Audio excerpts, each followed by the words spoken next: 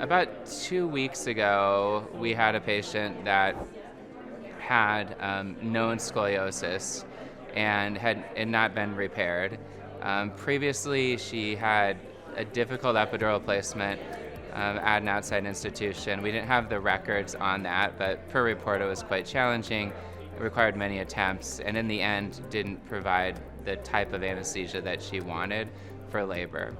So we actually had someone try first by the normal palpation technique, and they were unable to access the epidural space. So I got the Accuro device and used it to find the angle of insertion. And for her, the curvature wasn't too significant laterally, but the rotation internally was pretty significant. And so I actually inserted the needle at quite a bit off of perpendicular to the back. And we wouldn't have known to do that without doing ultrasound first. So with that, I was able to get the epidural despite two other providers being unable to.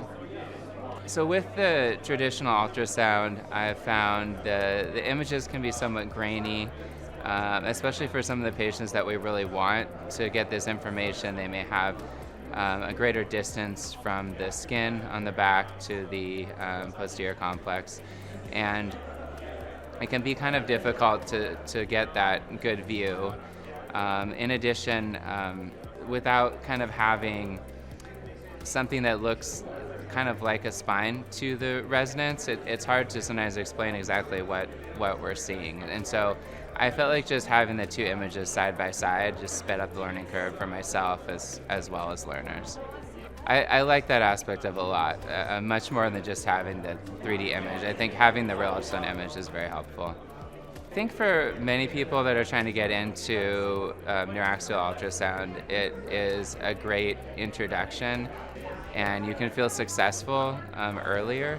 I think in addition with, especially if you're at a place where you may be one of the first people trying neuraxial ultrasound, it can give you confidence with the patients and that you can get reliable information after only using it a few times, where if you don't have the device, it may take you a little bit longer and be uncomfortable initially with patients, as they may be able to tell that you haven't quite grasped this new technology.